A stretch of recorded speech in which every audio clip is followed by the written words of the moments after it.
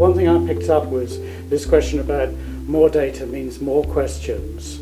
And it's not just the questions about the data, it's the questions on quality, it's the questions on assumption, it's the questions on accessibility and things like that, which is, in a sense, a whole new ball game. So we've always talked about data and more data being good, but I think we got to a point now that we need to, in a sense, be more mature about that and reflect about the real value of having that data. So without more ado, can I ask the four panelists to come and join me up here on the... Is it a good idea to turn your presentation off? Or just put it into the... Okay, we'll leave it like that. Or do you want to... Just do that. Yeah, there you go. Okay, we're back there. Okay. The way we're going to run this is that if you can hold on to your questions, we've got four very different perspectives now on the same sorts of issues. Certainly from a more local perspective. And so reading from the far end, we have George Hazel, who is currently a consultant, has been in public and private sector working in maths. Next to him we have Anne Connolly. She's local. She works, as many of you know, here in Glasgow with the local government. Following her we have Trevor Gibson, who works at Peterborough, Opportunity Peterborough, again a non-Scottish local authority. And finally Cecilia Wong, who is an academic from Manchester University. And what we wanted to do for each of them to begin a short while just to pick up some of the points, and then we will ask the audience to get active. So George, can you lead us off? Thank you. Thanks, David. Afternoon, everyone. My background is not IT or data, it's transport. And over the last 10 years, more than that now, 15 years, I've seen such a huge change, bigger change than ever that I've seen in my career, to do with transport and mobility. And the change has happened because we've now moved to a system where a lot of what's happening is being driven from the bottom up rather than the top down. So and it's been driven by two things: market trends and technology. So where we're going, or where we're going rather rapidly, is that we're moving towards a user-focused, seamless, door-to-door valued system for the customer, which ultimately is aiming towards a one account, one mobility provider stroke aggregator system, with every one of us having personalised mobility packages. That's where the market's going all over the world. It's not just in the UK. I've seen this in, all over the world, really. And what's interesting is that it's not being driven by transport. It's being driven by the two things. It's being driven by market demand, the need for personalised services, which you can see over a number of areas, including health. And it's being driven by technology. And so we're moving towards not an operational model, but actually a service model, hence the name MaaS, Mobility as a Service. A platform model, aggregators, the same kind of thing you've seen in energy, where you get an energy aggregator, pulling all things together, or TripAdvisor, or Trivago, or whatever. You're now seeing big time in mobility. And the thing for you to note is that the reason a lot of these people are moving into this market is not because they want to run buses and trains, but it's because mobility is the key to a whole range of value-added services through the platform that they can sell you. And so that market is much bigger than the mobility market. So it's mobility plus, if you like. But in that, there is huge potential, if it's done properly, for the public sector to really gain from this, as well as the private sector. But it's how to do that, because it's complicated. And when you layer on top of that the sharing economy, the move from ownership to a pay-by-use model, Spotify, Netflix, and now car ownership around the world, with all the OEMs moving towards mobility management, it gets very complicated. And then you add to that connected and autonomous vehicles, which will have a huge impact, for good or bad, in the future, on our lives and on land use and on the public and private sector and how we do our business. Now, in all of that, yeah, we need interoperability, yes, we need connectivity, But the key thing we need is data and the management of data and how you provide all of that. Now, Mass Scotland is a member of an alliance called the Mass Alliance through Europe. If you look on their website, they've just published a paper, Data Makes Mass Happen. And the kind of questions that they are asking is, or saying, is the development of what I've just talked about can only happen if we get access to good data and ticketing, to open APIs, to interoperability of the systems, all the privacy stuff. How do you actually do that? How can you get companies who are very private in terms of the OEMs and in terms of the bus companies and train companies, how can you get them to share data for the public good as well as the commercial good? How can you protect the privacy of the individual? And for all of that, we need to look to you and work in partnership with you. So it's a really key time where we need to work together on this to be able to deliver what the market wants, as well as what is an advantage to the public sector. David, I'll leave it there. Thank you. Yeah, thanks, David.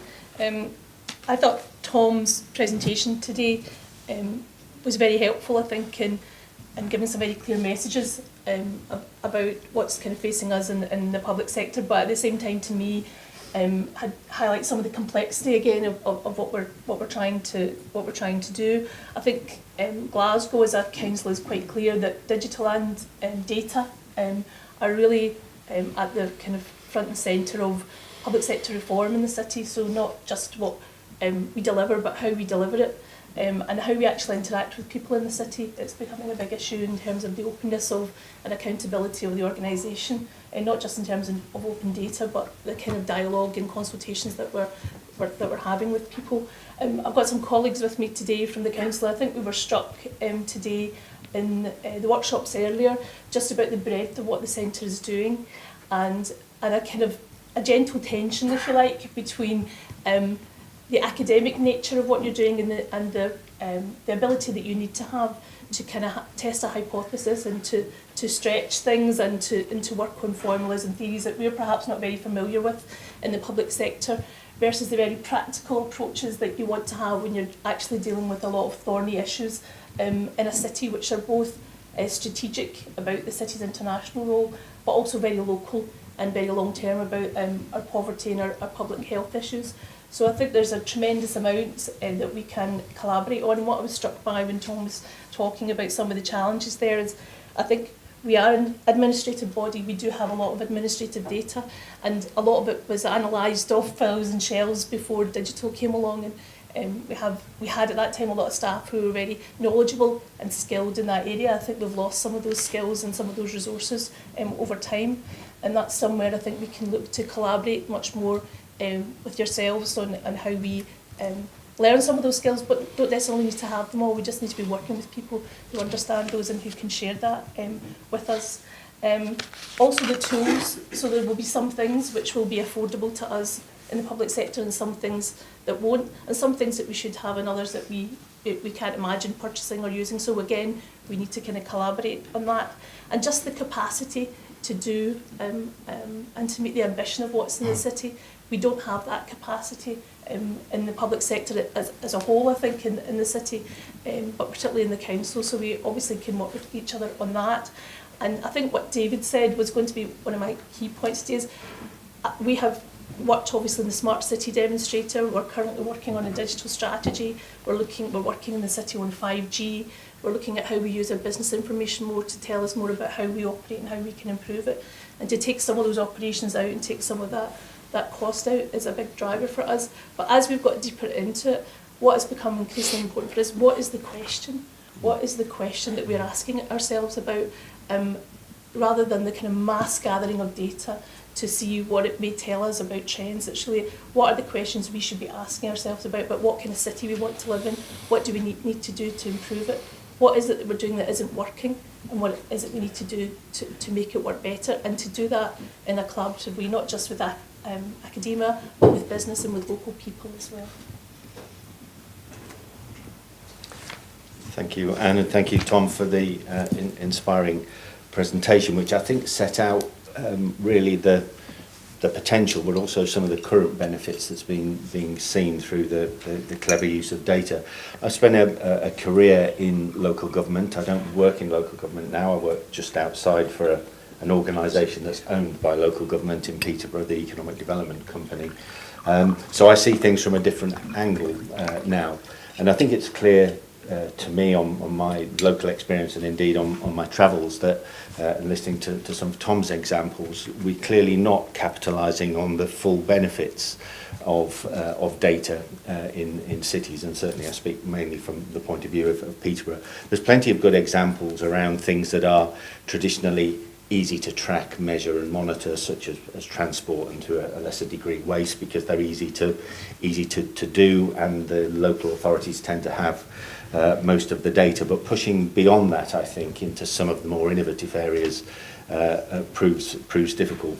I'll give you a very small example of the benefits that can accrue. We had a very small project in Peterborough which just overlaid sets of easily available data around deprivation, around car ownership and various other things, looking at selective licensing, so the licensing of houses in multiple occupation. And that was able to find, with quite a degree of accuracy, houses where multiple families or individuals were living that weren't licensed. So it had win-win-win benefits of public safety, housing conditions, and brought in extra money for the local authority, which is clearly the win in capital letters these days. So why are things not happening to the degree that perhaps they should be? And Anne's picked up on quite a lot of these already.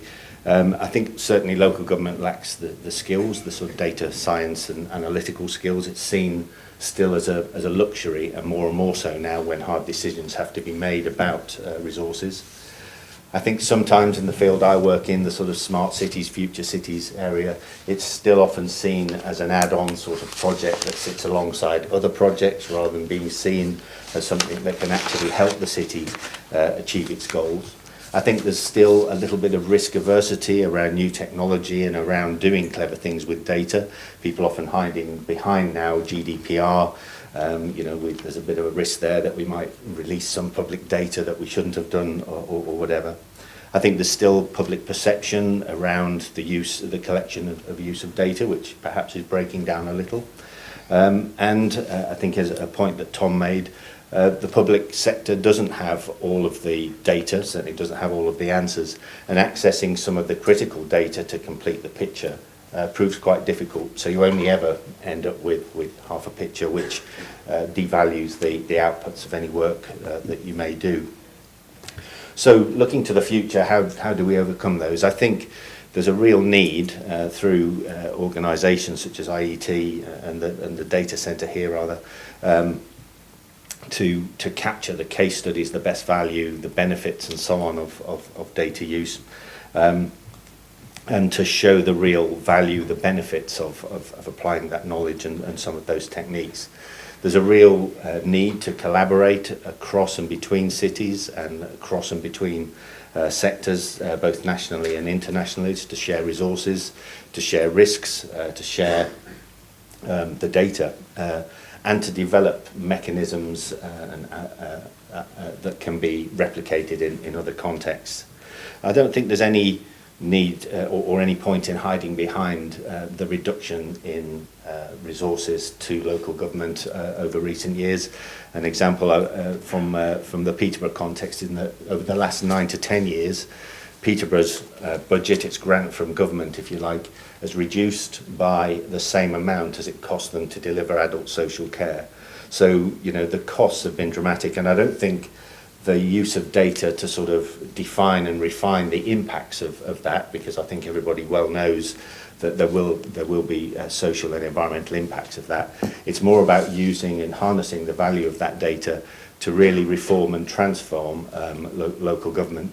The as-is is no longer sustainable, and we have to find new ways in cities of addressing city challenges, improving quality of life and the environment and the local economy. So I think I'll leave that there. Thank you. Okay, thanks. I'm the last one, and coming from a very academic perspective to look into the issue. I think I have to congratulate the Centre really this morning displayed the variety of work that have been making tremendous progress in the field. Why we need urban data science is simple, because we have severe lack of any robust spatial data. We all know that when it's tearing the hair to find small-scale data that is reliable, and then they have the right spatial unit, and then they have right spatial coverage. We can never compare anything in the UK. Yeah, we can't. So that's why it is very interesting. Now we try to look for alternative sources. And the census have been great, because despite that we're whinging about it, they're available every 10 years. But it set the benchmark. At least we can now use it to validate other data. Tom's talk is very interesting. It talks about how the government has been moving on with the direction to show that how the power of the big data. Actually, it reminds me of the 3 V's. People talk about varieties, volume, and velocity. And that's what big data offer us. And we can exploit those potential. And we can see that both ONS and the UBDC has been making tremendous progress in terms of building the data infrastructure. I think that is actually quite important, because we actually having, after the austerity, I think many local authorities' data infrastructure have been weakened in terms of that platform. I think it is great that you start putting on it. And Tom's PowerPoint also showed us that how can we actually make data more like the GDP and so on and so forth, more reliable and more robust, and more or less acting as a policy thermometer. And that so echoed this morning when I was sitting in the housing session of the presentation from UBDC's work. Also, I can see how all this use of online data can now create new ways, and actually a very different way to look at the data and the pattern and the trends. And to me, the power is not actually solving problem. The power actually is set the new agenda of debate. It's to reframe and to redefine what are the issues that we don't know in academia, and channel our effort into a better direction, rather than, I think this morning, is it Graham talk about? Tons of paper are working on segregation, and a lot may be duplicating. And I think all this gives us a new way to work and think, to reframe things into a more focused way to make contribution. And looking in the future, I think Tom sort of highlighted the importance of linking different administrative data. And to me, if we want to move beyond to be a thermometer, to use big data to become explanatory, the linkage of data is very important, and way beyond just about administrative data. It needs to be cross-thematic. Because this morning is quite interesting, why we have housing and we have education, why we don't have cross-thematic. So that is actually the direction to travel. I think we need to think about how to cross different data sets to look into innovative way to find problem. Also linking qualitative data. We can see the symptom, we don't know the reason. A lot of time we can only use qualitative data to find out, ask the people why. So that is actually quite important. And to finish off, I try to say that big data is expensive. And people always think that, oh, the data available. They're not available. You need to have the skill to process it. Sometimes you need to pay the money to buy it. And actually that creates very inequality in a different way. People don't realize it. Even academia, you have the skill, you possess the resources, you get hold of the data. If you somehow don't have those skills and resources, you don't have the data. So big data is very discriminative and very unequal. And so that's one thing we need to be aware of. And secondly, we talk about skill training. And unfortunately, same as GIS in several decades ago, it's always the young one. They master the technique. The senior decision maker, they sit in their own office. Just have one look is too difficult. I remember my boss was like that. I sat next to him. He's just like, I'm infected, just get away from me very quickly from the computer. So how can you bridge that? It's not just training a skill of those they're important to train up. It's how to deal with those senior decision maker. Maybe that is an intermediate set of people. They need to create platform and apps to make it easy for them to use. Because I think it's unlikely we're going to change the mindset of those senior policymakers.